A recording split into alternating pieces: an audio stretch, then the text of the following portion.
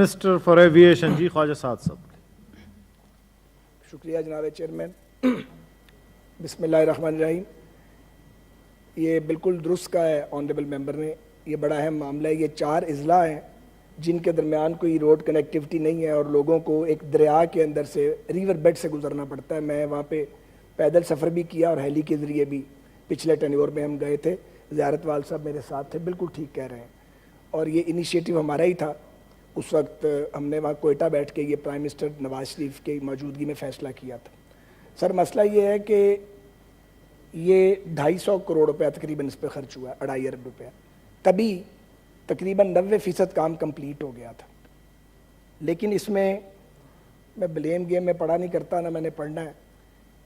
بنیادی طور پہ سیکیورٹی پرابلم ہے, اور یہ میرے فاضل دوست جو ہیں جانتے ہیں. 3.25 برس تو ہم نہیں تھے, 4-5 مہینے سے ہم آئے ہیں.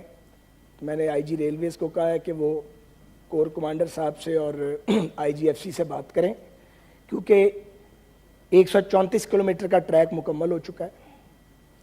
58 سیکیورٹی ٹاور بنے تھے, 46 مکمل ہو چکے ہیں. ایک برج تیار, گڈرز بنے ہوئے ہیں, اس کو انسٹال کرنا ہے, اور 12 ٹاور بننے ہیں. ہمارے پاس لوکوموٹیو بھی موجود ہیں, ہمارے پاس رولنگ سٹاک موجود ہے. سبی ہرنائی اسٹیشن بن چکے ہیں. سبی والا اسٹیشن قابل دید ہے الحمدللہ. ہرنائی میں جا نہیں سکا لیکن اسی دور میں بن گیا تھا. اب وہاں پہ ملیٹنسی ہو رہی ہے, اور آپ مجھ سے زیادہ جانتے ہیں. ابھی تھوڑے دن پہلے بھی اسی جگہ پہ انسیڈنٹ ہوا جس میں سینئر سیکیورٹی آفیسرز جو ہیں ان کی شہادت ہوئی ہے وہاں پہ.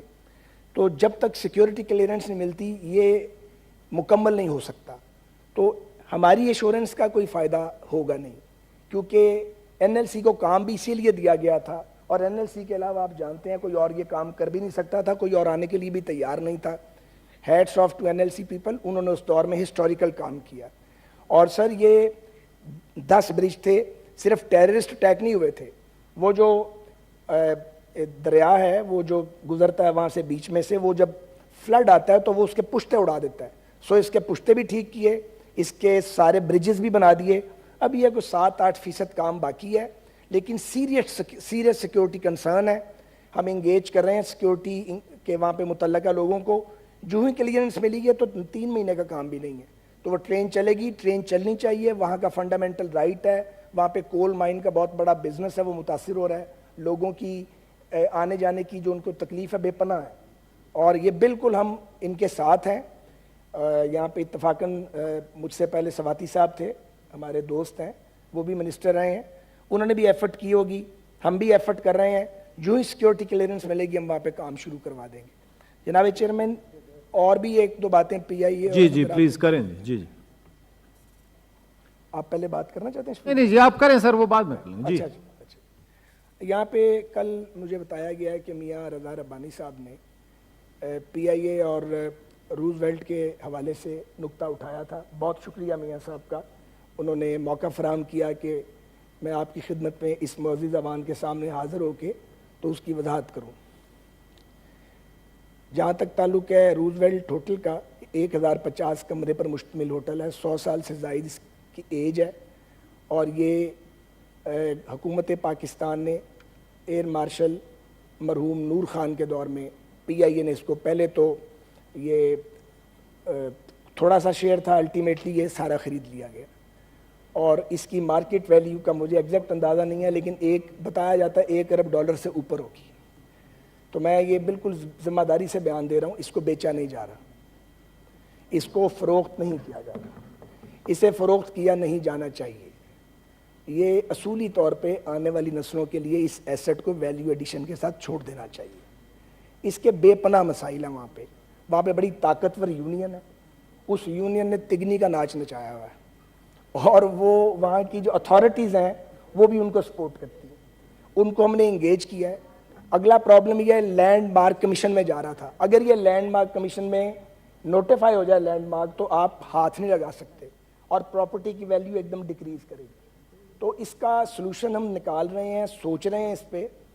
اور یہ تجویز آئی تھی کہ G2G ایگریمنٹ کے تحت آفر کیا جائے, بٹ آفر بیچنے کے لیے نہیں کیا جائے, اس کی اپ گریڈیشن ہوگی. اس پہ ملینز آف ڈالرز کی انویسٹمنٹ ہے. کووڈ کے بعد وہ بند ہو چکا ہے.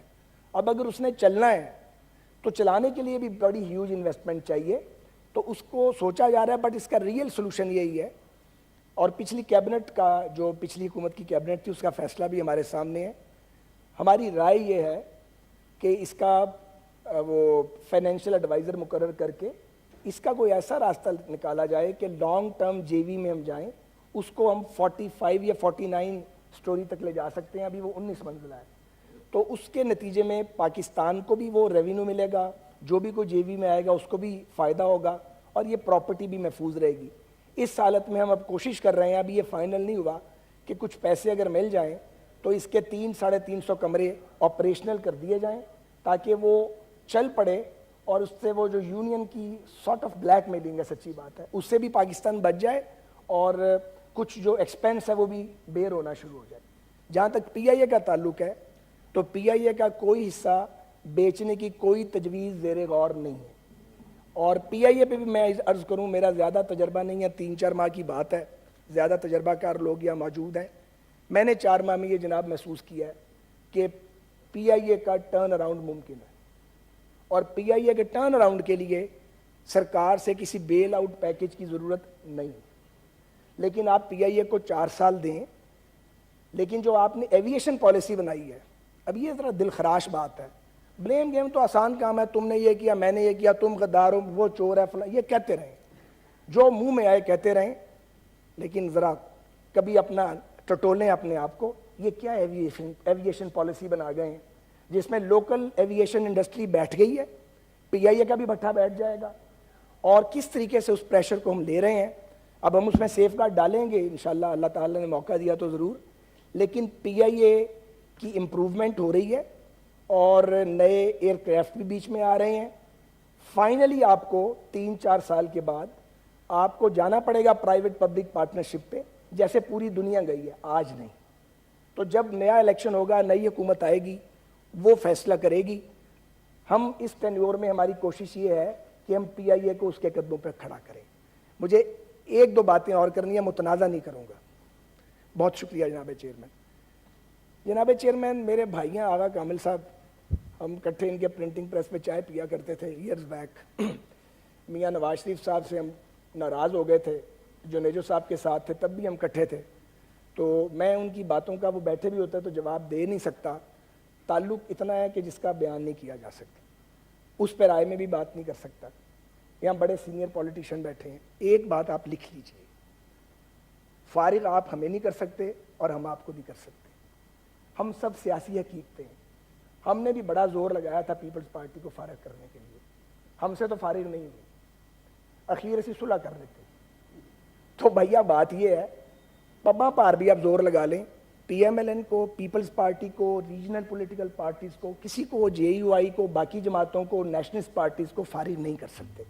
ہم بھی آپ کو نہیں کر سکتے. گالیاں دے کے مقابلہ کرنا ہے تو دیتے رہے. اور دوسری بات یہ ہے کہ یہ بات تاریخ کا سبق ہے, سیاسی حقیقتیں دب سکتی ہیں, کمزور پڑ سکتی ہیں, ختم نہیں ہوتی. ختم ہونا ہوتا تو ضیاء الحق پیپلز پارٹی کو لے جاتا, فارغ کر دیتا, اور پرویز مشرف ہمیں فارغ کر دیتا. اگلی بات, اصل بیماری ہے اس ملک کے مارشل لاء. 36-38 سال کا مارشل لاء ہے, ہمت ہے ان پہ بات کرنے کی. اور اس کے بعد ان مارشل لاؤں کے نتیجے میں بننے والی تلچھٹ, جو حکمران بنتی ہے وہ کوئی بھی ہو, یہ ہے تلخ ترین حقیقت. پہلے لوگ مسلط کیے جاتے ہیں, اور آپ بھی اسی کا حصہ ہیں. کبھی سیدھا مارشل لاء آیا, کبھی نقاب پوش مارشل لاء آیا.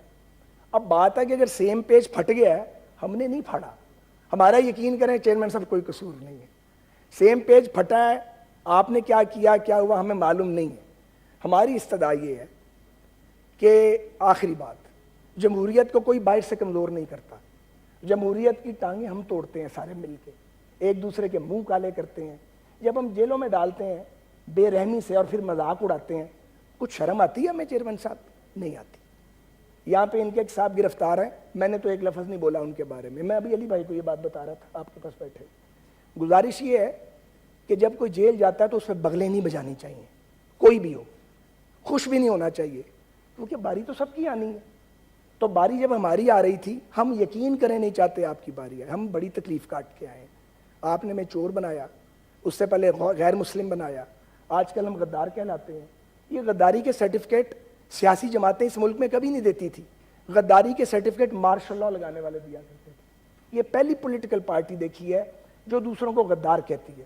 آپ مرضی کے مالک ہیں, ہم پاکستان بنانے والوں کی اولادیں ہیں. ہم اپنا سارا کچھ چھوڑ کے آئے ہیں, ہم مہاجر ہو کے وہاں سے آئے تھے.